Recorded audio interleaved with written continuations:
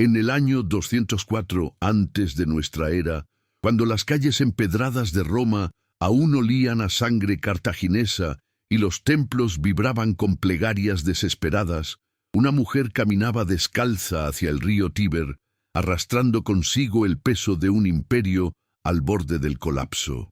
Su nombre era Claudia Quinta, descendiente de una de las familias patricias más antiguas de la República, y en sus manos frágiles descansaba algo más valioso que las legiones de Escipión o las reservas de grano del Estado, la última esperanza de un pueblo aterrorizado. Pero la historia que estás a punto de escuchar no es la que Roma eligió recordar. Es la historia de cómo una acusación de impureza sexual casi destruyó a la mujer que salvaría la ciudad eterna, y cómo su redención llegaría de la manera más imposible e imaginable. Roma estaba muriendo. No en el sentido metafórico que los poetas utilizaban en sus elegías, sino literalmente desangrándose en las colinas de Italia. Hacía 16 años que Aníbal Barca había cruzado los Alpes con sus elefantes de guerra, y desde entonces el territorio romano se había convertido en un inmenso cementerio. 150.000 ciudadanos habían perecido solo en las batallas de Trebia, Trasimeno y Canas. Aldeas enteras quedaron despobladas. Los campos de trigo se pudrían sin manos que los cosecharan. Las madres romanas ya no parían suficientes hijos para reemplazar a los muertos, y los pocos jóvenes que quedaban apenas sabían sostener un gladio sin temblar. Si te apasiona descubrir la historia que los libros de texto omitieron, suscríbete ahora y activa la campana. Aquí desenterramos el pasado sin censura.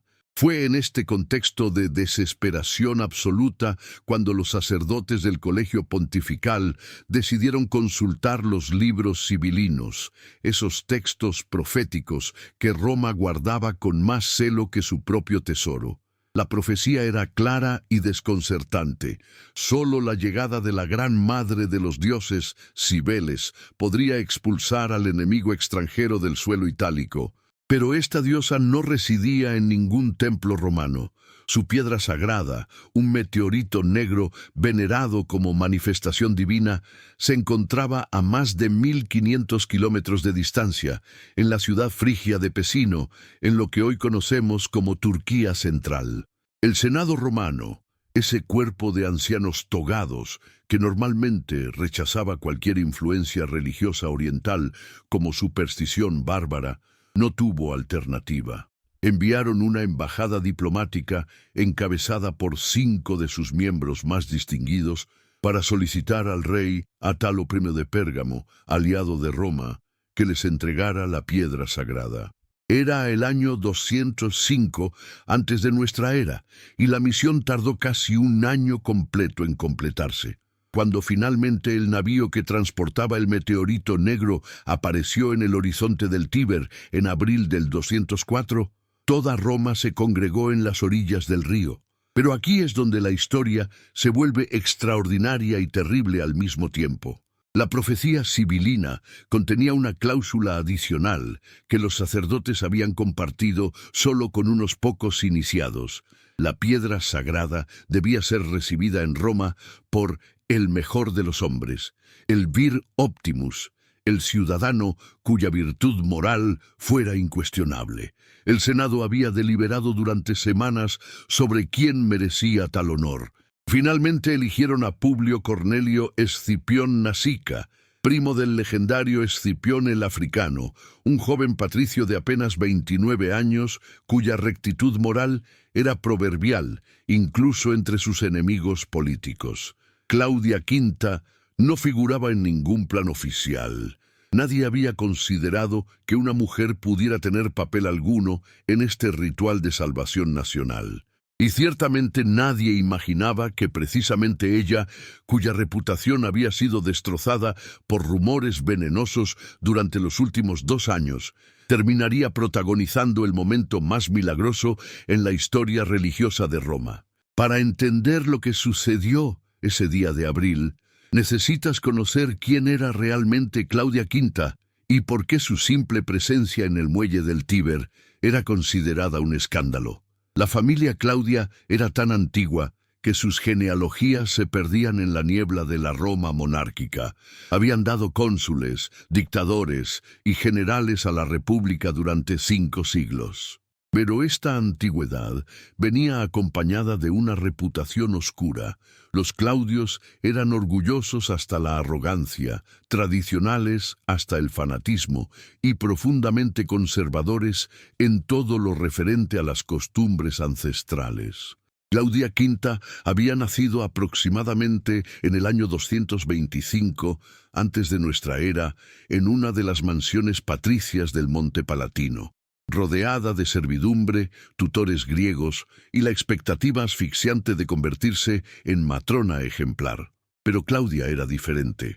Los cronistas antiguos la describen como una mujer de belleza llamativa, con cabello oscuro que llevaba recogido de maneras consideradas demasiado elaboradas para una patricia respetable. Su forma de vestir bordeaba constantemente los límites de lo que Roma consideraba decente. Las túnicas demasiado ornamentadas, los cosméticos demasiado evidentes, las joyas demasiado ostentosas. Peor aún, Claudia cultivaba amistades con personas fuera de su círculo social inmediato. Se la veía conversando con poetas, algo que las matronas tradicionales consideraban inapropiado. Asistía a representaciones teatrales, un entretenimiento que los conservadores asociaban con la decadencia moral. En una Roma traumatizada por 16 años de guerra total, donde cada aspecto de la vida cotidiana había sido militarizado y cualquier desviación de la austeridad tradicional se consideraba traición a los soldados que morían en el frente, el comportamiento de Claudia V era intolerable. Las lenguas comenzaron a moverse. Primero fueron susurros en los baños públicos, luego comentarios velados en las cenas patricias, finalmente acusaciones directas en el foro. Se decía que Claudia no era virgen como proclamaba. Se insinuaba que mantenía relaciones ilícitas con hombres casados. Se rumoreaba que participaba en cultos orientales prohibidos, esas religiones mistéricas que Roma veía como amenazas a la moral tradicional. ¿Tenían estas acusaciones algún fundamento real? Los historiadores antiguos que nos transmitieron esta historia escribían siglos después de los eventos, y sus fuentes eran tradiciones orales contaminadas por el filtro del moralismo romano posterior. Lo que sabemos con certeza es que en algún momento, entre el año 206 y 204 antes de nuestra era, la reputación de Claudia V quedó completamente destruida. Ya no era recibida en las casas de las familias patricias más estrictas. Los pretendientes, que su familia había considerado para matrimonio, retiraron discretamente sus ofertas. Su propio nombre se había convertido en sinónimo de impudicitia, ese concepto romano que abarcaba cualquier forma de comportamiento sexual inapropiado en una mujer. Para una romana de clase alta, la reputación lo era todo. Sin ella, una mujer quedaba socialmente muerta mucho antes de su muerte física. No podía participar en ceremonias religiosas públicas. No podía actuar como testigo en transacciones legales. No podía ejercer el papel de matrona ejemplar que educaba a las siguientes generaciones en las virtudes republicanas. Claudia V vivía en una especie de limbo social, técnicamente libre pero prácticamente invisible para la sociedad que alguna vez la había acogido. Y sin embargo, no resulta extraño que una mujer con semejante reputación arruinada se encontrara presente en el muelle del Tíber el día que Roma recibía a su diosa salvadora. ¿Qué la había llevado hasta allí? Las fuentes antiguas guardan silencio sobre este detalle crucial, pero podemos reconstruir lo que probablemente sucedió basándonos en lo que vino después. El día señalado para la llegada de la piedra sagrada, todo Roma se congregó en las orillas del Tíber. El navío que transportaba el meteorito negro de Cibeles había navegado desde Ostia, el puerto romano en la desembocadura del río, y debía remontar los últimos kilómetros hasta la ciudad. Miles de personas llenaban ambas orillas. Senadores con sus togas de púrpura, sacerdotes con sus túnicas ceremoniales, matronas con sus mejores vestidos, veteranos de guerra apoyados en muletas, madres cargando niños, esclavos aprovechando la festividad para escapar brevemente de sus obligaciones. Publio Cornelio Escipión Nasica, designado como el Viroptimus, esperaba en el embarcadero principal vestido con túnica blanca inmaculada. A su alrededor se agrupaban los miembros del colegio pontifical y los magistrados más importantes de la República. Todo estaba preparado para una ceremonia perfecta que demostraría al mundo que Roma, a pesar de sus heridas, mantenía el favor de los dioses.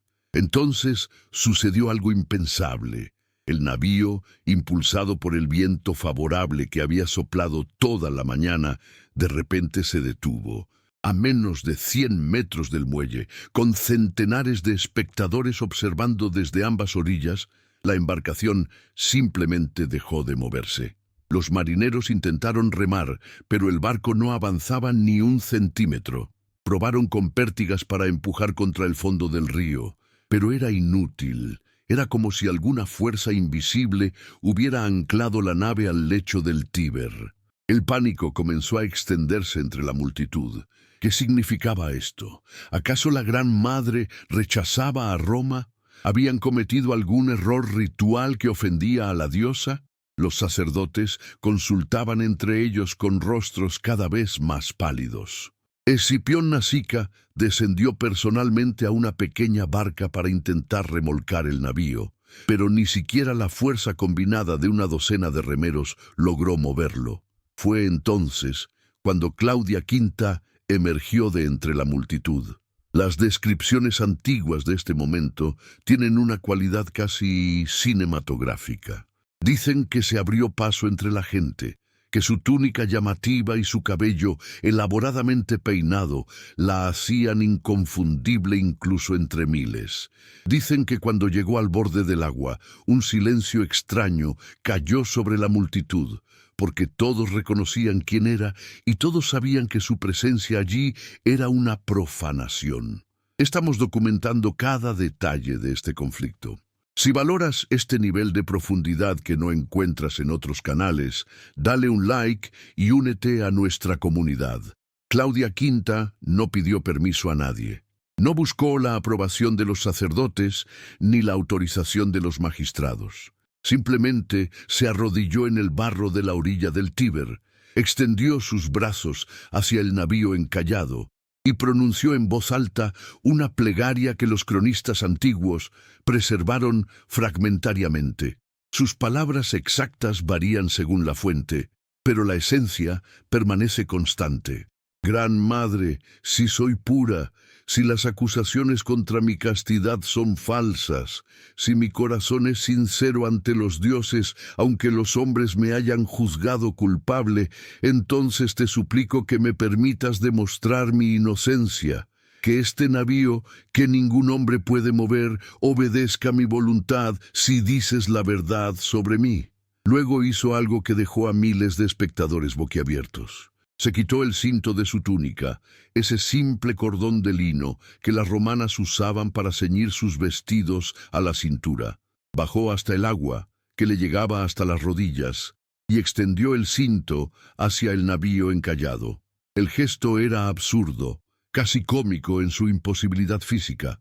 ¿Cómo podría un pedazo de tela remolcar un barco que una docena de hombres fuertes no habían logrado mover? Lo que sucedió a continuación desafió toda lógica natural y se convertiría en uno de los milagros más celebrados de la religión romana. Cuando Claudia comenzó a caminar hacia atrás, tirando simbólicamente de su cinto atado a la proa del navío, el barco comenzó a moverse. No fue un movimiento gradual o vacilante, sino fluido y constante, como si una fuerza sobrenatural hubiera liberado súbitamente el ancla invisible que lo retenía. El navío siguió a Claudia Quinta mientras ella caminaba por la orilla del Tíber. su cinto extendido, su rostro radiante, las lágrimas corriendo por sus mejillas. Miles de testigos observaban en silencio atónito. Algunos cayeron de rodillas, otros comenzaron a gritar aclamaciones. Las matronas que habían difundido rumores sobre la impureza de Claudia se cubrían los rostros con vergüenza. Los sacerdotes del colegio pontifical se miraban entre sí sin poder articular palabra. Escipión Nasica, el vir optimus elegido por el Senado, observaba desde su barca cómo una mujer supuestamente impura lograba lo que él no había podido. El navío siguió a Claudia hasta el embarcadero principal. Solo cuando la proa tocó suavemente la orilla, ella soltó su cinto y cayó exhausta sobre la piedra del muelle. La multitud estalló en aclamaciones que se escucharon hasta las colinas más lejanas de Roma. Claudia V, la mujer cuyo nombre había sido sinónimo de vergüenza, acababa de ser vindicada públicamente por la diosa más poderosa del panteón oriental. Pero la historia de ese día estaba lejos de terminar. Mientras Claudia recuperaba el aliento, apoyada contra las columnas del muelle, los sacerdotes procedieron con la ceremonia oficial. La piedra sagrada de Cibeles fue desembarcada con extrema reverencia. Los cronistas la describen como un meteorito de forma irregular, de color negro azabache, con vetas de material brillante que algunos identificaron como hierro meteórico. No era particularmente grande, quizás del tamaño de la cabeza de un hombre, pero su densidad era extraordinaria. Necesitaron 4 sacerdotes para transportarla en una litera especialmente construida. La procesión que siguió fue la más grande que Roma había visto en décadas. Escipión Nasica, recuperando su papel oficial, encabezó la marcha llevando la piedra sagrada. Pero inmediatamente detrás de él, en un lugar de honor sin precedentes para una mujer soltera, caminaba Claudia V. Su presencia allí era revolucionaria. Las matronas más respetables de Roma la rodeaban, tomándola de las manos, besando el borde de su túnica como si ella misma fuera una criatura divina. La procesión ascendió desde el Tíber hasta el Palatino, pasando por el Foro Romano donde toda actividad comercial se había detenido. Los tenderos cerraban sus puestos para unirse al desfile. Los senadores abandonaban la curia para sumarse a la multitud. Incluso los esclavos dejaban sus tareas para presenciar el paso de la diosa que prometía salvar Roma de Aníbal. Pero ¿qué pensaba Claudia V mientras caminaba en esa procesión triunfal? Las fuentes antiguas no nos dan acceso a su mundo interior, pero podemos imaginar la tormenta de emociones que debía estar experimentando.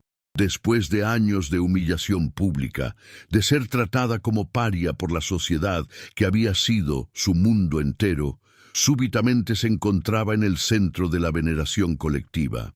Las mismas matronas que habían susurrado sobre su supuesta impureza, ahora la tocaban como si fuera una reliquia sagrada.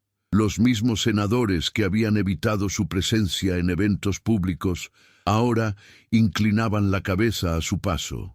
La piedra sagrada fue depositada temporalmente en el templo de Victoria en el Palatino, mientras se construía un santuario permanente para Cibeles. Durante los días siguientes, Roma entera participó en ceremonias de purificación y agradecimiento. Se sacrificaron cientos de animales, se pronunciaron plegarias continuas. Las vestales vírgenes, esas sacerdotisas cuya pureza sexual era tan crucial para la seguridad de Roma que cualquier violación de sus votos se castigaba con ser enterrada viva, vinieron especialmente a honrar a Claudia V como una de las suyas en espíritu, aunque técnicamente no pertenecía a su orden. Pero mientras Roma celebraba, una pregunta inquietante permanecía sin respuesta. ¿Qué había sucedido realmente en el Tíber? ¿Fue un milagro genuino, una intervención directa de la diosa Cibeles para vindicar a una mujer injustamente acusada? ¿O había alguna explicación natural que los testigos, en su desesperación por ver señales divinas, habían interpretado como sobrenatural? Los escépticos en la antigüedad y modernamente han propuesto varias teorías. Algunos sugieren que el navío no estaba realmente encallado, sino que había quedado atrapado en un banco de barro que se disolvió naturalmente justo cuando Claudia hizo su gesto dramático. Otros proponen que el cambio de marea en el Tíber, aunque es un río y no está sujeto a mareas oceánicas significativas, podría haber creado una corriente suficiente para liberar el barco en el momento preciso. Los más cínicos incluso insinúan que el propio Colegio Pontifical pudo haber orquestado todo el episodio como teatro político, necesitando un milagro público para mantener la moral de una población devastada por la guerra. Pero estas explicaciones racionalistas ignoran un detalle crucial: el momento exacto. ¿Por qué el navío se liberó precisamente cuando Claudia V pronunció su plegaria y extendió su cinto? ¿Por qué no un minuto antes o después? Y más importante aún, ¿por qué los sacerdotes romanos, notoriamente conservadores y misóginos en su estructura de poder, permitirían que una mujer de reputación cuestionable recibiera tal honor público si todo fuera un montaje político? Las complejidades de la psicología social romana sugieren que algo genuinamente extraordinario debió ocurrir ese día para que miles de testigos aceptaran un evento tan contrario a todas sus expectativas culturales. Los días inmediatamente posteriores al milagro del Tíber trajeron cambios dramáticos en el estatus de Claudia V. El Senado romano, en una sesión extraordinaria, votó oficialmente para restaurar su honor público. Los rumores sobre su supuesta impureza fueron declarados calumnias sin fundamento. Las familias patricias que la habían rechazado ahora competían por asociarse con ella. Los poetas comenzaron a componer versos celebrando su pureza vindicada. Su nombre, que había sido sinónimo de escándalo, ahora representaba la prueba viviente de que los dioses protegían a los inocentes injustamente acusados. Pero para Claudia personalmente, la situación era más compleja y amarga de lo que estas celebraciones públicas sugerían. Sí, su reputación había sido restaurada, pero ¿a qué costo? Durante años había soportado el ostracismo social, la soledad, la vergüenza de ver cómo amistades de toda la vida la abandonaban basándose en rumores maliciosos. Ahora esas mismas personas regresaban con sonrisas y abrazos, como si nada hubiera sucedido, esperando que ella simplemente perdonara y olvidara. Las fuentes históricas nos dicen algo fascinante sobre el carácter de Claudia V en este período. Rechazó muchas de las propuestas matrimoniales que súbitamente llovieron sobre ella. Hombres que antes la habían considerado inaceptable, ahora la veían como un premio valioso, una mujer bendecida personalmente por una diosa. Pero Claudia no estaba interesada en convertirse en trofeo de ningún patricio oportunista. Había aprendido algo terrible y liberador sobre la hipocresía de la sociedad romana, y esa lección había transformado fundamentalmente su visión del mundo. Mientras tanto, los eventos políticos y militares continuaban desarrollándose con su propia lógica implacable. En el año 203 antes de nuestra era, solo un año después de la llegada de Cibeles a Roma, Publio Cornelio Escipión el africano finalmente convenció al Senado de aprobar su audaz plan: llevar la guerra directamente a África, atacar Cartago en su propio territorio y obligar a Aníbal a abandonar Italia para defender su patria. Era una estrategia arriesgada que requería prácticamente todos los recursos militares disponibles de Roma. La invasión comenzó en la primavera del 204. Escipión desembarcó cerca de Útica con 30.000 soldados. Los cartagineses, aterrorizados por ver tropas romanas pisando suelo africano por primera vez en la guerra, efectivamente llamaron de vuelta a Aníbal desde Italia. El general, que había atormentado Roma durante 16 años, embarcó sus tropas derrotado sin haber sido vencido en batalla, abandonando las tierras que había devastado pero nunca conquistado completamente. ¿Había funcionado el milagro de Cibeles? Roma ciertamente pensaba que sí. La expulsión de Aníbal de Italia en el año 203, apenas 2 años después de la llegada de la piedra sagrada, parecía confirmar la profecía de los libros sibilinos. La diosa había prometido expulsar al enemigo extranjero, y así había sucedido. Las ceremonias de agradecimiento se multiplicaron. El culto a Cibeles se expandió rápidamente, atrayendo devotos de todas las clases sociales. Pero la guerra aún no había terminado. En octubre del 202 antes de nuestra era, Escipión el Africano y Aníbal Barca finalmente se enfrentaron cara a cara en la batalla de Sama, a unos 130 kilómetros al suroeste de Cartago. Era el choque de titanes que toda la cuenca mediterránea había anticipado durante años.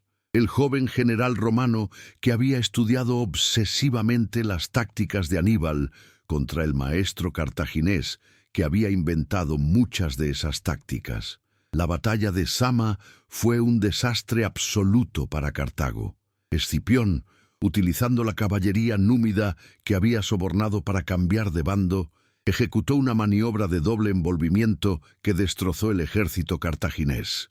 20.000 soldados cartagineses murieron en el campo de batalla. Otros 20.000 fueron capturados. Aníbal escapó con apenas unos pocos miles de supervivientes.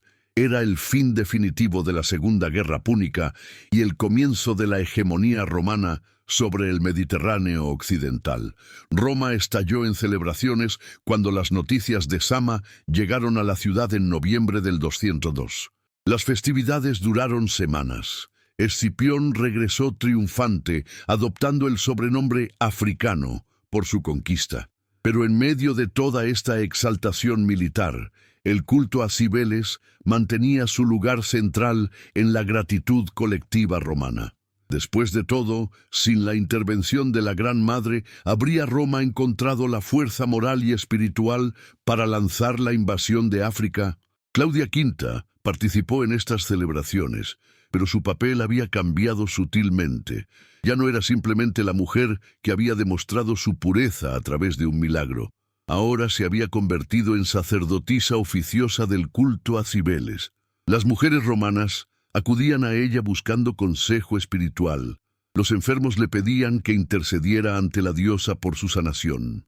Los soldados que partían a campañas militares buscaban su bendición.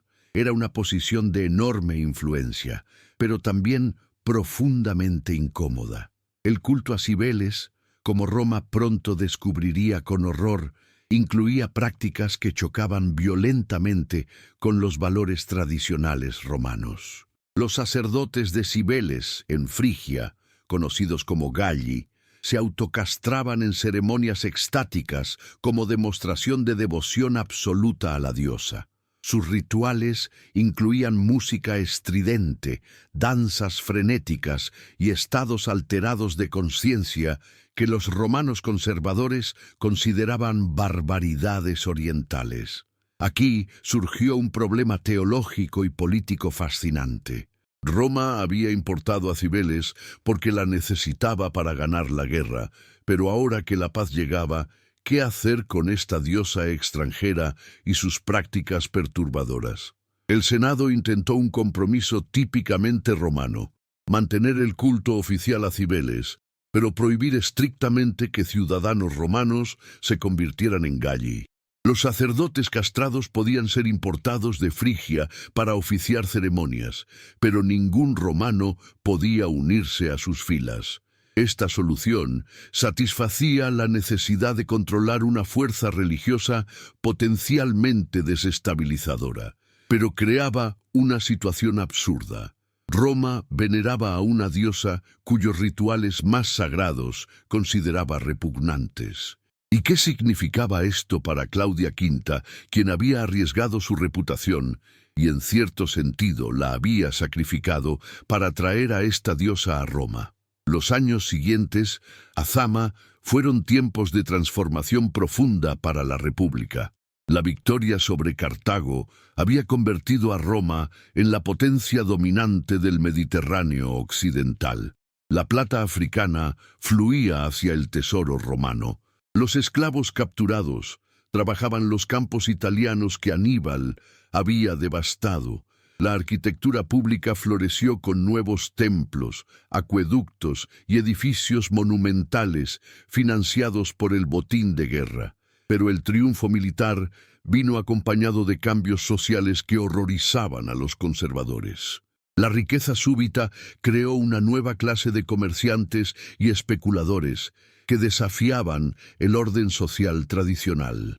Las influencias culturales griegas que habían entrado a Roma a través de los territorios conquistados en el sur de Italia y Sicilia comenzaban a erosionar las costumbres ancestrales. Las mujeres de clase alta, inspiradas quizás por el ejemplo de Claudia V, reclamaban mayor libertad social y económica. Catón el Viejo, el arquetipo del conservador romano, pronunciaba discursos cada vez más alarmistas en el Senado. Advertía que la victoria sobre Cartago contenía las semillas de la destrucción moral de Roma. Argumentaba que el lujo y la indulgencia estaban debilitando las virtudes que habían hecho grande a la República: la frugalidad, la disciplina, el sacrificio del placer individual por el bien colectivo. Y señalaba específicamente al culto de Cibeles como ejemplo de cómo Roma estaba siendo contaminada por influencias orientales decadentes. Claudia V se encontró en el centro de estas tensiones culturales. Para los progresistas, ella representaba la posibilidad de que las mujeres romanas pudieran tener roles públicos significativos más allá de la maternidad y la gestión doméstica. Para los conservadores era un símbolo ambiguo.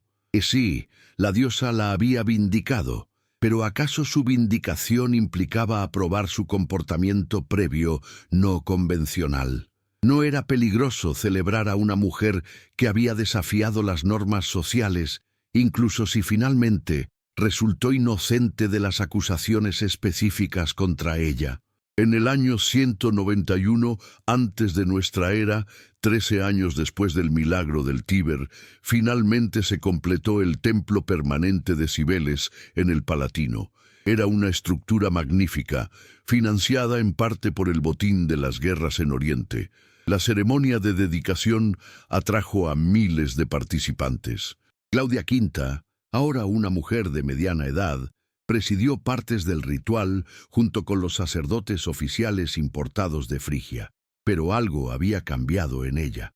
Los testigos notaron que su participación en las ceremonias era más reservada de lo esperado. Realizaba los gestos rituales con precisión, pero sin el fervor que había mostrado años atrás. Algunos interpretaron esto como madurez y solemnidad apropiadas para una figura religiosa de su estatura. Otros, más perspicaces, detectaban algo más profundo, una especie de desilusión o agotamiento espiritual. La verdad era que Claudia V había pasado casi 2 décadas viviendo en la intersección imposible entre expectativas contradictorias. Los devotos de Cibeles esperaban que ella fuera una intermediaria apasionada con la diosa, transmitiendo mensajes divinos y realizando prodigios. Los romanos tradicionales esperaban que ella fuera un ejemplo de virtud femenina restaurada, demostrando que las acusaciones contra las mujeres virtuosas siempre son falsas. Los reformadores sociales querían que ella fuera un símbolo de nuevas posibilidades para las mujeres romanas. Los conservadores necesitaban que ella validara el orden social existente simplemente siendo excepcional, la prueba de que el sistema funcionaba correctamente para los verdaderamente inocentes. Nadie, al parecer, preguntó a la propia Claudia qué quería ella para su vida.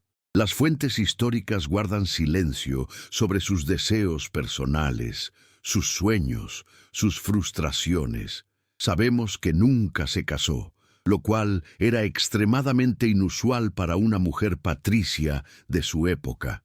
Sabemos que dedicó décadas al servicio del culto de Cibeles. Pero, ¿fue esta dedicación una elección genuina o simplemente el único camino disponible para una mujer cuya vida había sido definida irreversiblemente por un momento de crisis y milagro? Los años 180 trajeron nuevas tensiones al culto de Cibeles en Roma. Una serie de escándalos religiosos, particularmente relacionados con los misterios báquicos, había puesto al Senado en estado de alerta contra cualquier culto que incluyera ceremonias secretas o estados alterados de conciencia. En el 186 antes de nuestra era, el Senado promulgó el Senatus Consultum de Bacchanalibus, un decreto que prohibía efectivamente los cultos báquicos en toda Italia y ejecutaba o exiliaba a miles de sus devotos. Aunque el culto de Cibeles no fue directamente atacado, la atmósfera de sospecha y represión religiosa era palpable. Los conservadores argumentaban que cualquier religión que permitiera a las mujeres participar en ceremonias extáticas fuera del control directo del Estado era potencialmente peligrosa. Claudia V tuvo que navegar cuidadosamente estas aguas políticas treacherosas, enfatizando constantemente la respetabilidad y el carácter oficial del culto a Cibeles para diferenciarlo de las religiones mistéricas que estaban siendo perseguidas. Fue durante este período cuando probablemente ocurrió el segundo gran evento en la vida de Claudia V, aunque las fuentes son frustrantemente vagas sobre los detalles exactos. Según fragmentos preservados de historias posteriores, Claudia tuvo algún tipo de visión o experiencia mística directa con Cibeles. Las descripciones son casi incoherentes, mezcla de lenguaje simbólico religioso y detalles concretos imposibles de verificar, pero el efecto fue claro. Claudia emergió de esta experiencia con una comprensión renovada y más oscura de lo que significaba servir a la Gran Madre. ¿Qué vio o experimentó Claudia en esa visión? Una tradición sugiere que Cibeles le reveló el verdadero significado de su milagro en el Tíber. No había sido simplemente una vindicación de su pureza personal, sino una demostración de que la diosa valora cualidades que Roma no comprendía. La castidad sexual que obsesionaba a los romanos era irrelevante para Cibeles. Lo que importaba era la sinceridad absoluta del corazón, la disposición a arriesgar todo por la verdad, el rechazo a permitir que las acusaciones falsas definieran la realidad de uno mismo. Si esta interpretación es correcta, entonces el milagro de Claudia V tenía un significado mucho más subversivo de lo que Roma estaba dispuesta a reconocer. No validaba el sistema de honor romano, lo trascendía completamente. Sugería que los estándares morales por los cuales Roma juzgaba a las mujeres eran fundamentalmente inadecuados e incluso irrelevantes desde una perspectiva divina más amplia. Esta interpretación explica por qué Claudia, en sus últimos años, se volvió cada vez más crítica del uso que Roma hacía de Cibeles como mero instrumento de propaganda estatal. La diosa había sido importada para ganar una guerra, luego domesticada para servir propósitos políticos, pero su mensaje auténtico, esa sabiduría perturbadora sobre la irrelevancia de las construcciones sociales humanas frente a verdades espirituales más profundas, había sido sistemáticamente ignorado. Los últimos años de Claudia V están envueltos en misterio casi total. Las fuentes históricas simplemente dejan de mencionarla después de aproximadamente el año 175 antes de nuestra era. No sabemos cuándo murió, dónde fue enterrada o qué palabras finales pronunció. Esta ausencia de información es frustrante, pero también reveladora. A Roma le interesaba Claudia V como símbolo, no como persona compleja, con una historia continua, más allá de su momento de utilidad propagandística. Pero justo cuando parece que la historia de Claudia termina en esa bruma de olvido histórico, las fuentes nos ofrecen un detalle final, perturbador y fascinante. Según una tradición preservada por escritores posteriores, en los últimos años de su vida, Claudia comenzó a asociarse con los Galli, esos sacerdotes castrados de Cibeles que Roma consideraba aberraciones. No se convirtió en una de ellos, obviamente, pero pasaba tiempo en sus comunidades marginales, aprendiendo sus himnos secretos, participando en sus rituales prohibidos a ciudadanos romanos. Para los biógrafos antiguos, este detalle era profundamente incómodo. ¿Cómo podía la mujer cuya pureza había sido vindicada por un milagro divino terminar asociándose con figuras que representaban todo lo que Roma encontraba repulsivo?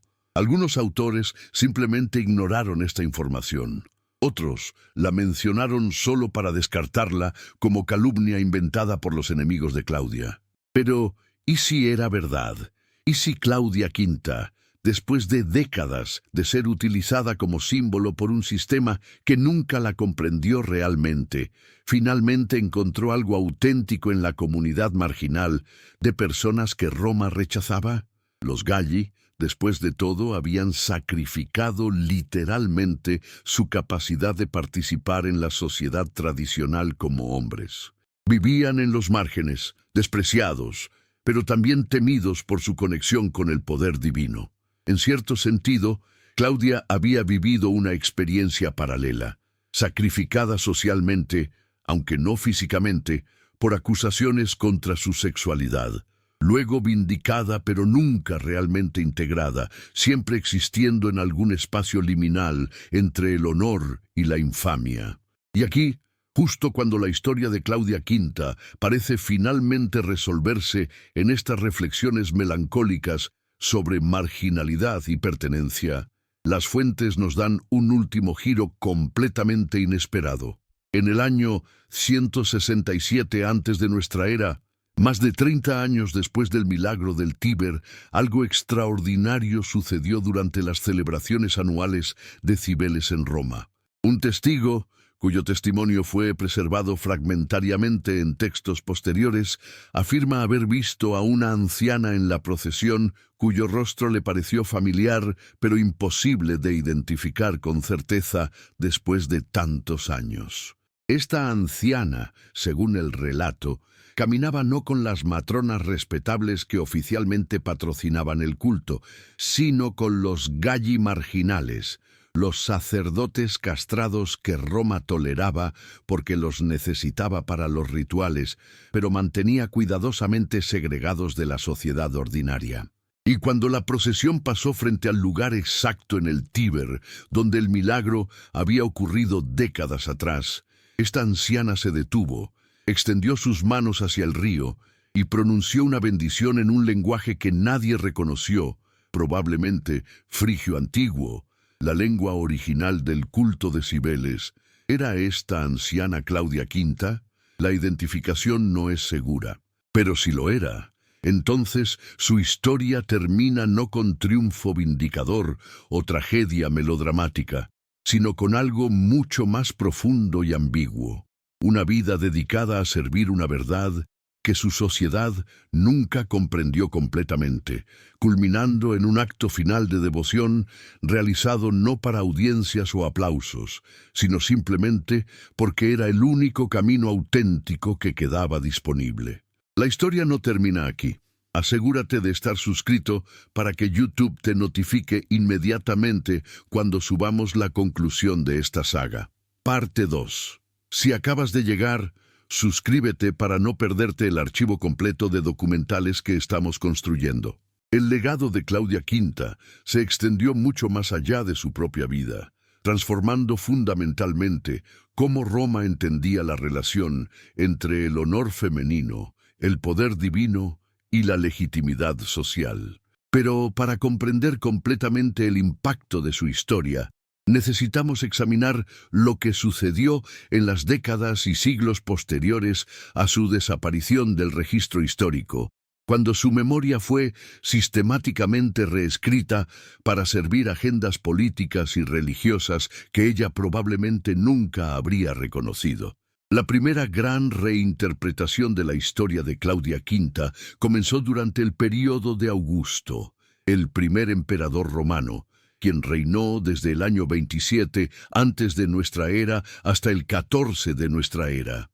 Augusto estaba obsesionado con la restauración moral de Roma. Después de décadas de guerras civiles que habían destruido la República, necesitaba crear una narrativa que presentara el nuevo orden imperial como continuación legítima de las antiguas virtudes romanas. Claudia V encajaba perfectamente en esta narrativa de propaganda. Augusto promulgó leyes draconianamente estrictas sobre el comportamiento sexual, particularmente de las mujeres. La Lex Julia de Adulteris Coercendis del año 18 antes de nuestra era convertía el adulterio en crimen público castigable con exilio y confiscación de propiedad. En este contexto, la historia de Claudia fue reimaginada. Ya no era una mujer cuya reputación había sido injustamente dañada por rumores posiblemente inventados, sino un ejemplo perfecto de que las mujeres verdaderamente virtuosas siempre serían vindicadas por los dioses. Esta reinterpretación borraba convenientemente todos los aspectos incómodos de la historia original. Desaparecía la complejidad de Claudia como persona que desafiaba normas sociales. Desaparecía la ambigüedad sobre si las acusaciones contra ella tenían algún fundamento. Desaparecía completamente su aparente asociación tardía con los Galli marginales. Lo que quedaba era una historia simple y moralizante. Mujer virtuosa es falsamente acusada. Los dioses la vindican, el orden social es validado. Los poetas augustanos celebraron a Claudia en estos términos simplificados. Ovidio la menciona brevemente en sus Fastos, un calendario poético de festividades romanas, presentándola como ejemplar de pudicitia. Propercio la incluye en su catálogo de mujeres legendarias romanas.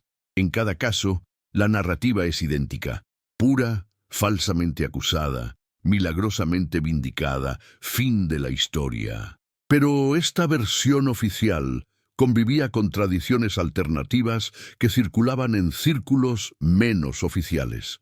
Los devotos del culto de Cibeles, que para el período imperial se había expandido enormemente a través de todo el Mediterráneo, preservaban versiones de la historia que enfatizaban aspectos diferentes. Para ellos, Claudia no era principalmente una vindicación del orden moral romano, sino una intermediaria entre el mundo humano ordinario y las fuerzas divinas transformadoras que desafiaban todo orden convencional. Estas comunidades de devotos a Cibeles incluían muchos elementos marginales de la sociedad romana: esclavos liberados, extranjeros, mujeres sin protección masculina familiar y, por supuesto, los Galli. Para estas personas, la historia de Claudia tenía un significado radicalmente diferente. Era sobre cómo alguien rechazado y calumniado por la sociedad dominante podía encontrar validación y poder a través de conexión directa con lo divino. Era sobre la irrelevancia última de los estándares sociales humanos cuando confrontaban verdades espirituales más profundas. Esta tensión entre interpretaciones oficiales y marginales de la historia de Claudia V continuó durante siglos. Escritores cristianos posteriores, después de que el cristianismo se convirtiera en religión oficial del Imperio Romano en el siglo IV de nuestra era, tuvieron que lidiar con el legado incómodo de Claudia.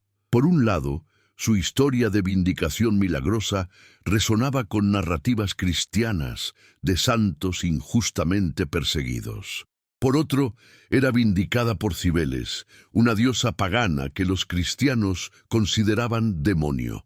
La solución cristiana fue fascinante en su complejidad teológica. Algunos escritores argumentaron que el milagro de Claudia había sido permitido por el Dios cristiano, aunque ella no lo sabía, para preparar Roma para eventualmente recibir el Evangelio, al demostrar que el orden divino podía interrumpir el orden social humano. Otros sugerían que incluso los demonios, Como ellos consideraban a Cibeles, ocasionalmente decían verdades para sus propios propósitos misteriosos. Agustín de Hipona, en su monumental La ciudad de Dios, dedica varios párrafos a desenredar las implicaciones teológicas de la historia de Claudia. Pero estas reinterpretaciones religiosas y filosóficas, por fascinantes que sean, nos alejan de la pregunta histórica fundamental. ¿Qué sucedió realmente en el Tíber ese día de abril del año 204 antes de nuestra era? Hemos explorado teorías sobre bancos de barro y cambios de corriente. Hemos considerado la posibilidad de un milagro genuino. Pero hay una tercera posibilidad que los historiadores modernos están empezando a examinar con más seriedad: la histeria colectiva y el poder de la expectativa compartida. Roma, en el año 204, estaba psicológicamente destrozada. 16 años de guerra total habían creado una sociedad traumatizada colectivamente. La llegada de Cibeles representaba la última esperanza. Miles de personas se congregaron en el Tíber ese día desesperadas por ver una señal, cualquier señal de que los dioses no los habían abandonado. En ese estado de expectativa colectiva hipervigilante, ¿es posible que interpretaran eventos ambiguos como milagrosos? La psicología social moderna documenta abundantemente cómo grupos bajo estrés extremo pueden experimentar fenómenos perceptuales compartidos que desafían la racionalidad ordinaria. Las multitudes pueden ver cosas que cámaras no registrarían. Los testigos pueden reportar sinceramente eventos que contradicen la evidencia física. Y lo crucial es que esto no requiere engaño consciente por nadie involucrado. Todos, desde Claudia hasta los miles de espectadores, podían estar actuando con completa sinceridad, genuinamente experimentando lo que interpretaban como intervención divina. Esta explicación psicológica no disminuye necesariamente el significado del evento. Si miles de personas experimentaron colectivamente lo que interpretaron como vindicación divina de Claudia V, entonces, para efectos prácticos históricos, ese milagro ocurrió en el sentido de que tuvo consecuencias reales y medibles. La reputación de Claudia fue restaurada. El culto de Cibeles se estableció en Roma. La moral pública se fortaleció justo cuando más se necesitaba. Importa para la historia si el navío realmente se movió por poder sobrenatural o si miles de testigos sinceramente creyeron que se movió. Este debate nos lleva a territorios filosóficos profundos sobre la naturaleza de la realidad histórica y cómo los eventos adquieren significado. Pero regresemos al impacto concreto de la historia de Claudia V en las generaciones subsiguientes de mujeres romanas, porque aquí es donde su legado se vuelve más complicado y, en cierto sentido, más trágico. Durante los siglos de la República tardía y el Imperio temprano, la historia de Claudia fue utilizada repetidamente para argumentar posiciones contradictorias sobre la naturaleza y los derechos de las mujeres romanas. Los conservadores la usaban para argumentar que las mujeres verdaderamente virtuosas nunca serían injustamente perseguidas, implicando que cualquier mujer con reputación dañada probablemente merecía su destino. Los reformadores la usaban para argumentar exactamente lo opuesto: que la sociedad romana era capaz de perseguir injustamente a mujeres inocentes y que se necesitaban más protecciones legales. Esta manipulación instrumental de su memoria alcanzó niveles absurdos en algunos casos. Durante el reinado del emperador Claudio, en el siglo I de nuestra era, su esposa Mesalina, notoria por su conducta sexual escandalosa, aparentemente intentó asociarse con el culto de Cibeles y específicamente con la memoria de Claudia V para legitimarse. La estrategia era obvia. Si Claudia había sido vindicada de acusaciones falsas, entonces quizás los escándalos sobre Mesalina también eran exageraciones maliciosas. Por supuesto, esta estrategia fracasó espectacularmente. Mesalina fue eventualmente ejecutada por Claudio cuando sus conspiraciones se volvieron demasiado evidentes. Pero el intento mismo revela cómo la historia de Claudia había sido tan completamente absorbida en la política romana que podía ser invocada por literalmente cualquier persona para justificar literalmente cualquier posición. ¿Qué habría pensado la propia Claudia V de estas manipulaciones posteriores de su memoria? Obviamente no podemos saberlo, pero basándonos en lo que podemos reconstruir de su carácter y sus acciones posteriores, parece improbable que hubiera aprobado. Una mujer que aparentemente pasó sus últimos años asociándose con los marginales y rechazados de la sociedad romana, probablemente no se habría sentido cómoda siendo convertida en símbolo del orden social establecido. Este contraste entre la Claudia histórica y la Claudia mitologizada nos lleva a una de las preguntas más fundamentales sobre la escritura de la historia. ¿A quién pertenece el pasado? ¿Tienen las figuras históricas algún derecho sobre cómo sus historias son contadas después de su muerte? ¿O el pasado es simplemente material en bruto que cada generación puede moldear según sus propias necesidades y comprensiones? La tradición occidental generalmente ha asumido la segunda posición. Reescribimos constantemente el pasado, no en el sentido de falsificar hechos, aunque eso también sucede, sino de reinterpretar significados. La misma acción, los mismos eventos, pueden ser entendidos de maneras radicalmente diferentes, dependiendo del marco interpretativo que apliquemos. Claudia, arrastrando el navío con su cinto, puede ser milagro divino, ilusión colectiva, teatro político, o todas estas cosas simultáneamente, dependiendo de qué pregunta estemos haciendo al pasado. Pero esta flexibilidad interpretativa tiene costos. Uno es que las personas reales, con sus complejidades, contradicciones y texturas humanas genuinas, tienden a desaparecer bajo capas de simbolismo y proyección. Claudia V. La persona, con sus miedos, esperanzas, decepciones y alegrías específicas, ha sido completamente consumida por Claudia V, el símbolo. Ya no podemos acceder a ella como ser humano completo.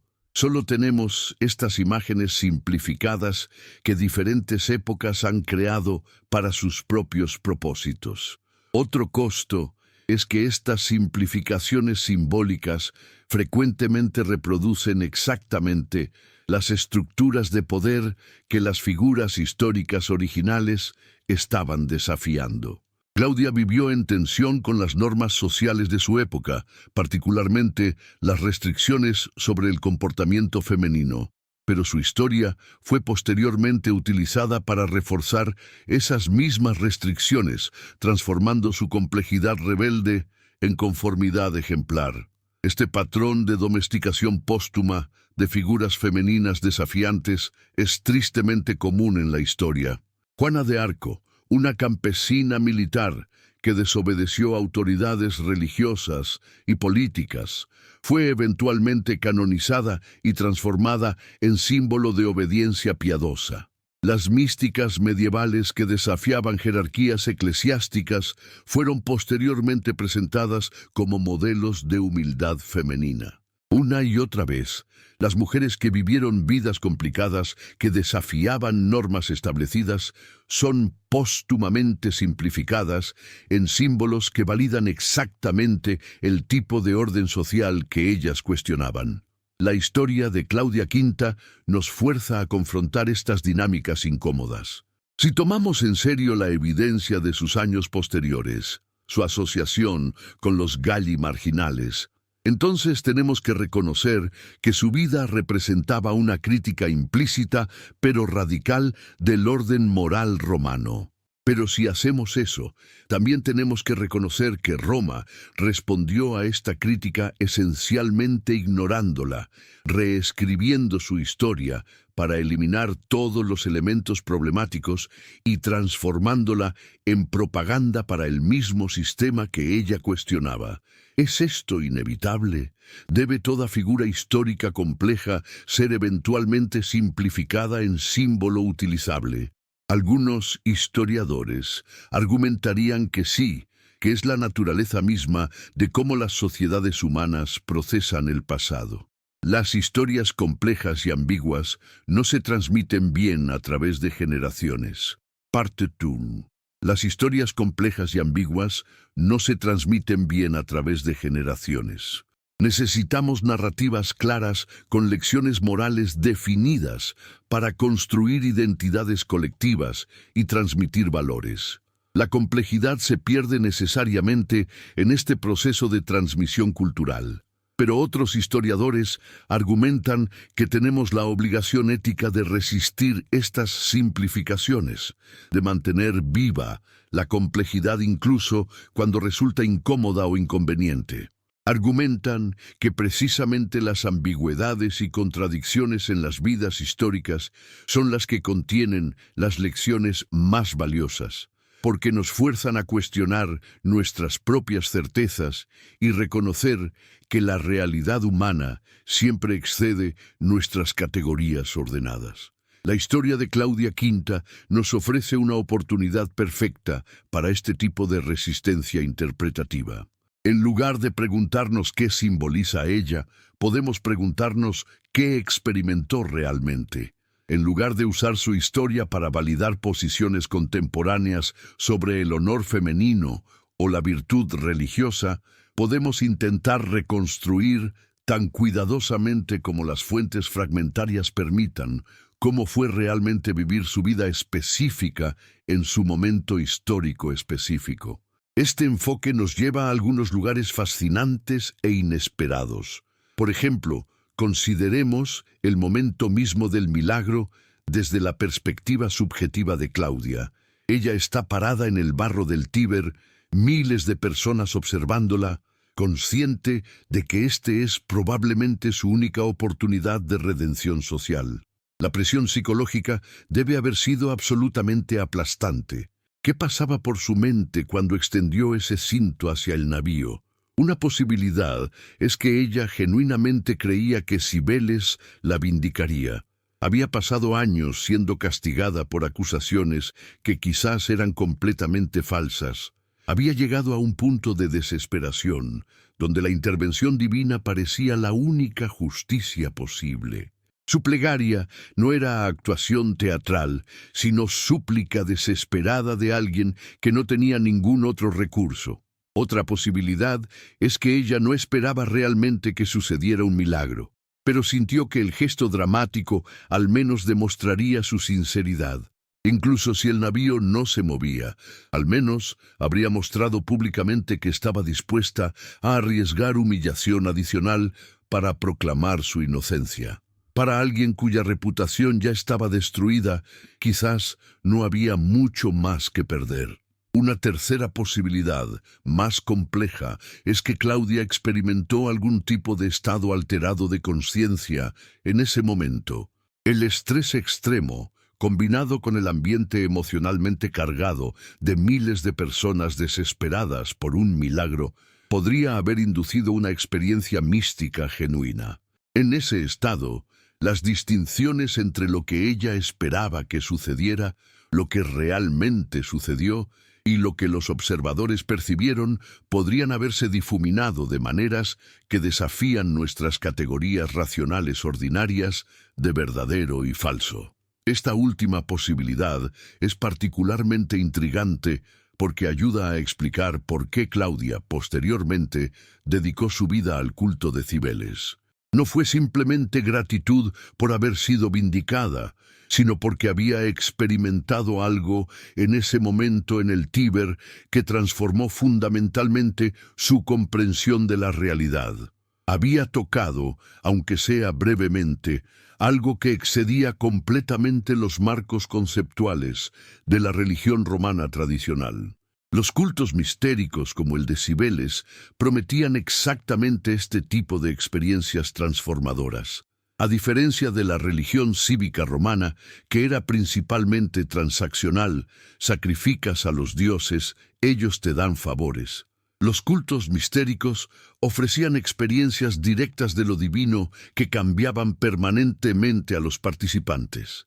Los iniciados en los misterios eleusinos, por ejemplo, reportaban haber visto cosas que no podían ser descritas en palabras ordinarias, pero que los dejaban sin miedo a la muerte. Si Claudia experimentó algo similar en el Tíber, entonces su dedicación posterior al culto de Cibeles y su eventual asociación con los Galli marginales toma un significado diferente. No era decepción con la hipocresía romana o rebeldía contra las normas sociales, aunque ciertamente esos elementos estaban presentes. Era búsqueda de una autenticidad espiritual que la religión oficial romana simplemente no podía ofrecer. Esta interpretación también ayuda a explicar un detalle curioso que los historiadores han notado. En los siglos posteriores, muchas mujeres romanas se sintieron atraídas al culto de Cibeles específicamente debido a la historia de Claudia V. Pero no eran típicamente las matronas respetables y conservadoras las que se unían. Eran mujeres en situaciones socialmente ambiguas. Viudas sin hijos varones, mujeres divorciadas, libertas que habían escapado de la esclavitud. Mujeres cuyas reputaciones habían sido dañadas de una u otra forma. Para estas mujeres, el culto de Cibeles y la memoria de Claudia V ofrecían algo que la sociedad romana convencional no podía, un espacio donde su marginalidad social podía ser transformada en cercanía especial con lo divino. Los mismos factores que las excluían de la respetabilidad romana las calificaban para participación en los misterios de Cibeles. Su dolor y exclusión se convertían en credenciales espirituales. Esta dinámica religiosa era profundamente subversiva del orden social romano, y las autoridades eran conscientes de ello. De ahí las repetidas restricciones sobre el culto de Cibeles. Los ciudadanos romanos no podían convertirse en galli. Las ceremonias debían realizarse solo en fechas específicas aprobadas por el Estado. Ciertos rituales estaban completamente prohibidos. Roma necesitaba a Cibeles porque el culto era políticamente útil, pero también temía a Cibeles porque el culto contenía semillas de desafío radical a las jerarquías romanas tradicionales. Claudia V vivió exactamente en esta tensión, oficialmente celebrada como vindicación del orden moral romano, secretamente, o al menos en sus años posteriores, comprometida con una visión espiritual que cuestionaba fundamentalmente ese orden. Esta contradicción no se resolvió en su vida y no se ha resuelto en su memoria histórica.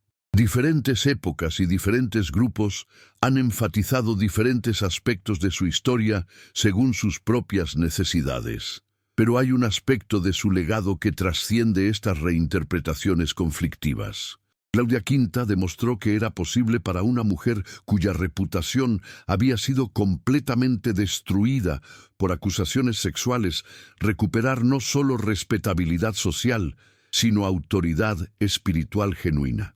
En una cultura obsesionada con la pureza sexual femenina hasta el punto de la histeria, donde una sola acusación, verdadera o falsa, podía arruinar permanentemente la vida de una mujer, Claudia había encontrado un camino de regreso.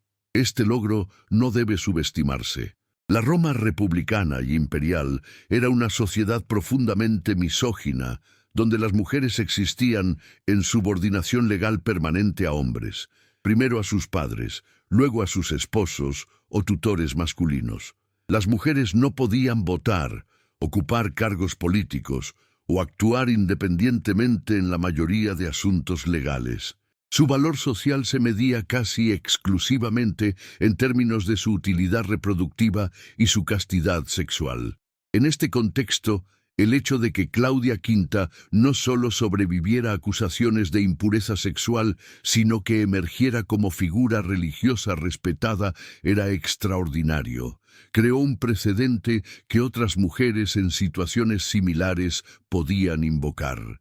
Durante siglos después, las mujeres romanas acusadas de conducta sexual inapropiada ocasionalmente apelaban al ejemplo de Claudia.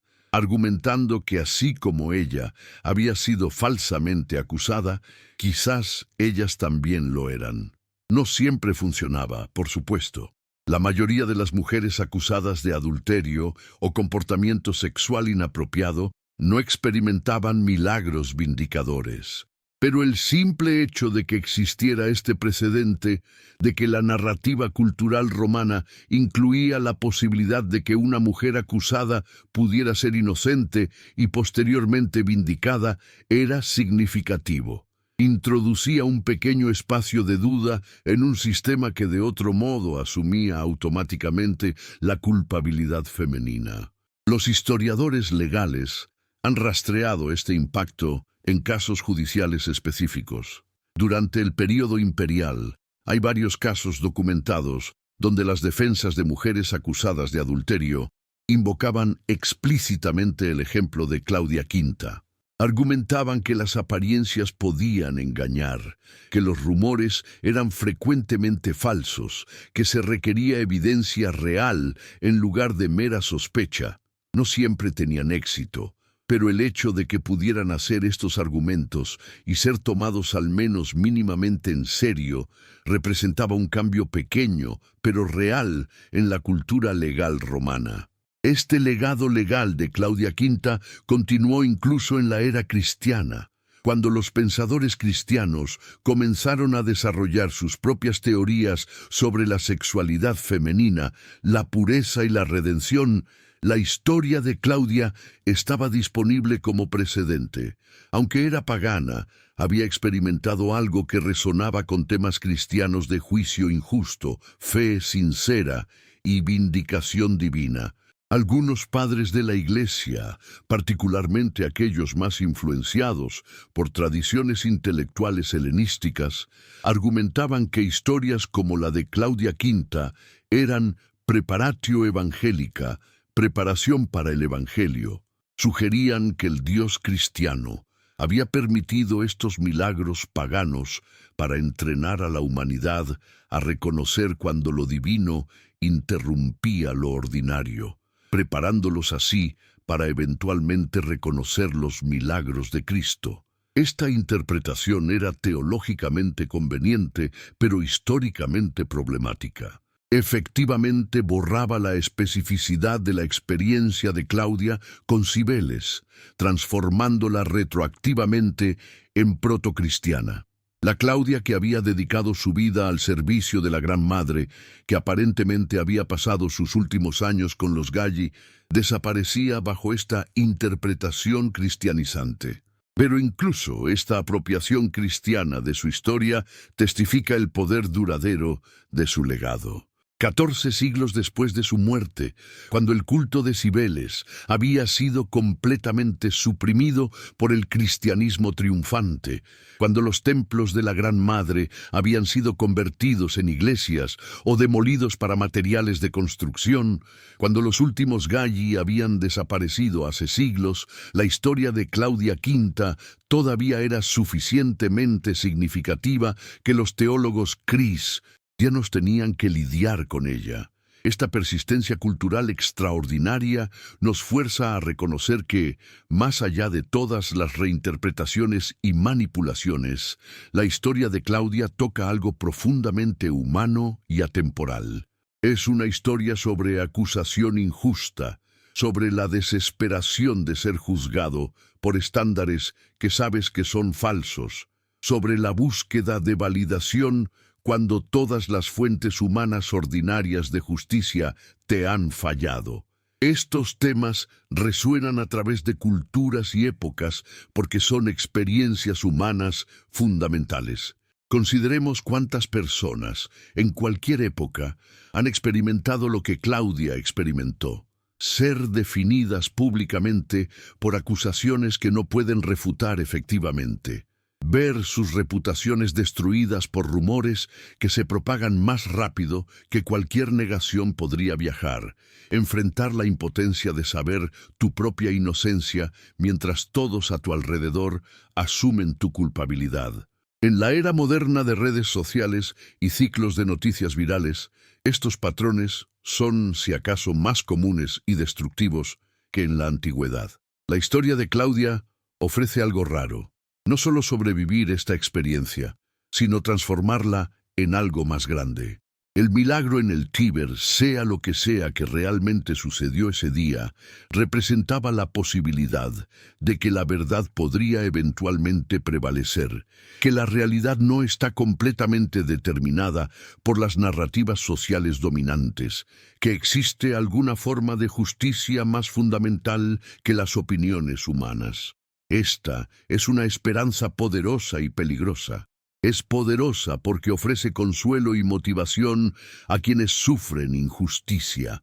Es peligrosa porque puede llevar a las personas a rechazar completamente las estructuras sociales existentes en favor de una supuesta verdad superior, accesible solo a través de revelación mística. Roma era consciente de este peligro, de ahí su relación ambivalente con el culto de Cibeles y figuras como Claudia V. Pero quizás la lección más profunda de la historia de Claudia V no tiene que ver con milagros o vindicación, sino con persistencia. Ella sobrevivió años de ostracismo social antes del milagro del Tíber. No se suicidó, no huyó de Roma, no se rindió a la desesperación. Simplemente continuó viviendo su vida tan auténticamente como las circunstancias permitían, manteniendo su sentido de integridad personal, incluso cuando la sociedad la juzgaba corrupta.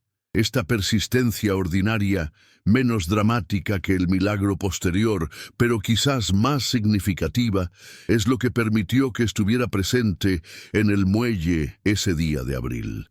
Si se hubiera rendido, si hubiera internalizado completamente las acusaciones contra ella, no habría estado allí para extender su cinto hacia el navío. El milagro, en cierto sentido, fue menos importante que los años de resistencia silenciosa que lo precedieron. Esta perspectiva nos lleva a reinterpretar el significado del milagro mismo. Quizás no fue tanto la diosa Cibeles interviniendo para corregir una injusticia específica, sino el universo respondiendo al carácter acumulado que Claudia había construido a través de años de mantener su integridad bajo presión. En esta interpretación, el milagro no era un evento aislado, sino la culminación visible de un proceso largo e invisible de formación moral. Por supuesto, esta interpretación tiene sus propios problemas. Implica que aquellos que sufren injusticia y no experimentan vindicación milagrosa, de alguna manera, carecieron del carácter apropiado, lo cual es claramente falso y moralmente ofensivo. Millones de personas han mantenido su integridad bajo persecución injusta sin experimentar ninguna forma de vindicación pública. El sufrimiento no es automáticamente redimido solo porque quienes sufren lo soporten con dignidad. Este dilema teológico y moral, la pregunta de por qué algunas personas son vindicadas y otras no, ha atormentado a prácticamente todas las tradiciones religiosas. No hay respuesta satisfactoria que preserve simultáneamente la justicia divina, la bondad humana y la realidad evidente de que la inocencia frecuentemente sufre sin redención. La historia de Claudia V no resuelve este dilema. Si acaso, lo hace más agudo al mostrar que la vindicación es posible pero aparentemente aleatoria en su distribución. Quizás entonces, la verdadera lección de Claudia V no es sobre vindicación en absoluto, sino sobre cómo vivir auténticamente en ausencia de garantías de justicia. Ella mantuvo su integridad personal durante años sin saber si alguna vez sería vindicada públicamente. El milagro, cuando finalmente llegó, fue inesperado y no ganado en el sentido de que ella hubiera hecho algo específico para merecerlo más que otros que sufrían injustamente. Esta lectura convierte la historia en algo más existencial que moralista. No es una fábula sobre cómo la virtud siempre es recompensada, sino una meditación sobre la necesidad de mantener la integridad personal sin garantías externas de validación. En un sentido profundo, Claudia tuvo que estar preparada para vivir el resto de su vida como persona socialmente muerta, despreciada por una sociedad que la había juzgado incorrectamente, sin esperanza realista de cambiar las mentes de sus acusadores. Que finalmente experimentara vindicación pública fue, desde esta perspectiva, casi accidental a la verdadera historia moral. La verdadera historia era sobre su disposición a continuar viviendo auténticamente, incluso cuando la autenticidad no ofrecía ninguna recompensa social. Esto es más difícil y más profundo que simplemente ser vindicada, porque requiere fuerza interior que no depende de validación externa. Si quieres que sigamos produciendo documentales de larga duración, la mejor forma de apoyarnos es suscribiéndote. Comenta qué otra historia olvidada deberíamos investigar. Este principio tiene relevancia contemporánea obvia. En una era donde la reputación puede ser destruida instantáneamente a través de redes sociales, donde acusaciones verdaderas y falsas circulan con igual velocidad, donde el juicio público frecuentemente precede y reemplaza cualquier proceso formal de justicia, la historia de Claudia Quinta ofrece tanto advertencia como inspiración. Advertencia sobre la facilidad con que las comunidades pueden destruir individuos basándose en rumores. Inspiración sobre la posibilidad de mantener integridad personal incluso cuando la reputación pública está destruida. Los últimos detalles que conocemos sobre Claudia Quinta la ubican en la periferia de la sociedad romana, asociándose con los Galli que Roma consideraba aberraciones.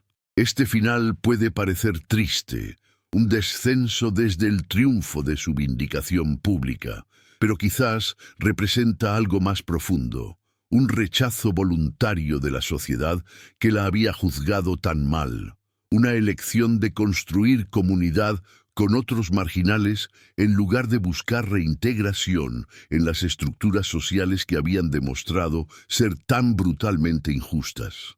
Los Galli, después de todo, habían hecho su propia forma de elección radical, se habían castrado, renunciando permanentemente a cualquier posibilidad de participación en la vida social romana ordinaria, en servicio a una verdad espiritual que consideraban más importante que la aprobación social. Había una honestidad brutal en su marginalidad.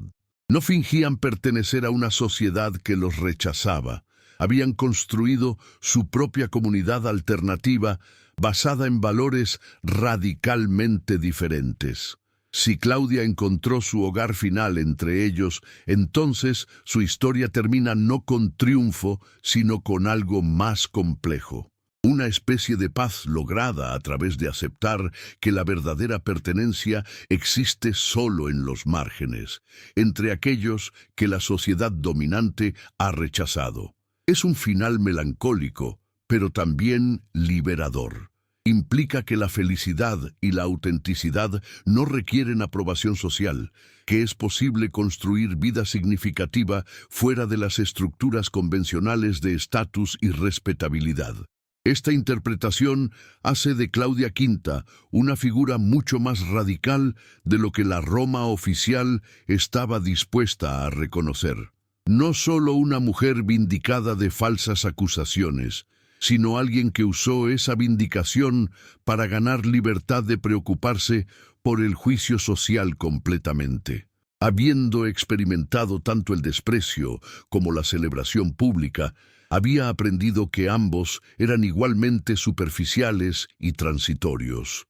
Lo único que importaba era la relación directa con lo divino que había experimentado en el Tíber, y esa relación era más accesible en los márgenes que en el centro.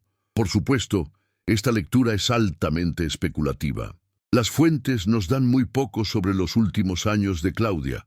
Estamos interpretando fragmentos ambiguos a través de nuestras propias sensibilidades contemporáneas sobre autenticidad, marginalidad y comunidad. La Claudia histórica real probablemente era más compleja, contradictoria y ordinaria de lo que cualquiera de estas interpretaciones sugiere. Pero quizás eso es precisamente el punto. Claudia Quinta fue una persona real que vivió una vida complicada en circunstancias difíciles. Hizo elecciones cuyas motivaciones completas nunca conoceremos. Experimentó cosas que no podemos verificar o explicar completamente. Y a través de todo esto, mantuvo alguna forma de integridad personal que impresionó incluso a quienes no la entendían completamente. El legado de Claudia Quinta, entonces, no es principalmente sobre el milagro en el Tíber, aunque ese evento extraordinario es lo que preservó su memoria. Su legado es sobre la posibilidad de mantener integridad personal bajo extrema presión social, sobre el valor de continuar viviendo auténticamente incluso cuando la autenticidad no es recompensada, sobre encontrar comunidad con otros marginales cuando la sociedad dominante te rechaza. Estos son temas atemporales, precisamente porque las estructuras básicas de poder social, reputación y exclusión han cambiado sorprendentemente poco a través de los milenios. Los detalles son diferentes. Las tecnologías de chisme y exclusión han evolucionado, pero la experiencia fundamental de ser juzgado injustamente por una comunidad y tener que decidir cómo responder es tan relevante ahora como en la Roma del año 204 antes de nuestra era. La historia de Claudia Quinta nos recuerda que esta experiencia no es nueva, que generaciones de personas han enfrentado situaciones similares, que algunos han encontrado formas de sobrevivir e incluso prosperar a pesar del ostracismo social. Nos ofrece no tanto respuestas definitivas sobre cómo lograr esto, sino la inspiración de saber que es posible. En los últimos años de su vida, Claudia Quinta probablemente comprendió algo que tomó décadas aprender: que la verdadera libertad viene no de ser vindicada por la sociedad, sino de liberarse de la necesidad de validación social completamente. El milagro del Tíber le había dado temporalmente lo que toda persona injustamente acusada desea: vindicación pública dramática. Pero esa vindicación era una trampa en sí misma, encadenándola nuevamente a las opiniones de una sociedad cuyos juicios ella había aprendido eran profundamente poco confiables. Solo cuando finalmente abandonó la búsqueda de aprobación social completamente, cuando encontró su lugar entre los galli marginales que vivían completamente fuera del sistema de estatus romano, probablemente encontró paz genuina. No era la paz de triunfo vindicador, sino algo más profundo. La paz de aceptación de que la única opinión que realmente importaba era la suya propia y la de lo divino, sin importar cómo eso fuera entendido. Esta paz final no fue documentada en las fuentes históricas porque no era dramática o útil para los propósitos políticos de Roma. Pero podemos imaginarla basándonos en los fragmentos que tenemos. Una anciana Claudia, liberada finalmente de la necesidad de probar cualquier cosa a cualquiera, viviendo simplemente, sirviendo a la diosa que había transformado su vida, rodeada de una comunidad de otros marginales que la aceptaban completamente sin juicio. En esa imagen final, Claudia Quinta logró algo que ningún milagro podría haber proporcionado: la libertad genuina de las cadenas del juicio social. Y esa libertad, más que el milagro del Tíber, fue su verdadero legado, su don real a las generaciones que vinieron después. Demostró que es posible vivir con integridad y propósito incluso especialmente cuando, la sociedad te ha juzgado y encontrado deficiente. Claudia Quinta murió probablemente en algún momento alrededor del año 175 antes de nuestra era, aproximadamente 30 años después del milagro que había transformado su vida. No hay registro de su muerte, ninguna ceremonia pública, ningún elogio oficial. Para cuando murió, Roma ya había comenzado el proceso de transformar su memoria en algo útil para el Estado, borrando las complejidades incómodas de su historia real. pero su espíritu, esa combinación de resistencia, autenticidad y negativa a permitir que el juicio social definiera su realidad, sobrevivió en las comunidades marginales que preservaron versiones alternativas de su historia. Para los devotos de Cibeles, para las mujeres que encontraban en su culto refugio del patriarcado romano, para los Galli que vivían completamente fuera de las normas sociales convencionales, Claudia Quinta permanecía no como símbolo de virtud romana vindicada, sino como ejemplo de alguien que había encontrado libertad a través de conexión directa con lo divino. Esa versión alternativa de su legado nunca fue completamente suprimida, aunque frecuentemente fue marginada y distorsionada. Sobrevivió en fragmentos, en tradiciones orales de comunidades religiosas, en las memorias de aquellos que entendían que su historia era más compleja y subversiva de lo que las versiones oficiales admitían. Y sobrevive todavía, en cualquier momento en que alguien decide mantener su integridad personal a pesar del juicio social, en cualquier momento en que alguien elige autenticidad sobre aprobación. La verdadera historia de Claudia Quinta, entonces, no es finalmente sobre un milagro en el río Tíber hace más de 2000 años. Es sobre la lucha continua y atemporal para vivir con integridad en sociedades que frecuentemente juzgan mal, que privilegian apariencia sobre realidad, que destruyen reputaciones basándose en rumores y luego se niegan a reconocer su error incluso cuando la evidencia de inocencia es abrumadora. Es una historia sobre resistencia, no el tipo heroico y dramático que las películas celebran, sino la resistencia ordinaria y sostenida de simplemente continuar viviendo auténticamente día tras día, cuando sería mucho más fácil rendirse o conformarse. Es una historia sobre encontrar comunidad con otros marginales cuando la sociedad dominante te rechaza. Es una historia sobre descubrir que la verdadera libertad viene no de vindicación social, sino de liberarse de la necesidad de validación externa completamente. Y es una historia que pertenece tanto al presente como al pasado antiguo, porque mientras las sociedades humanas sigan juzgando y frecuentemente juzgando mal, mientras las reputaciones puedan ser destruidas más fácilmente de lo que pueden ser restauradas, mientras la marginalidad social siga siendo el precio de ciertos tipos de autenticidad, la historia de Claudia Quinta seguirá resonando Ofrec, viendo no respuestas fáciles, pero sí la inspiración de saber que otros han caminado este difícil camino antes y han encontrado, en sus propias formas complejas e imperfectas, algo parecido a la paz.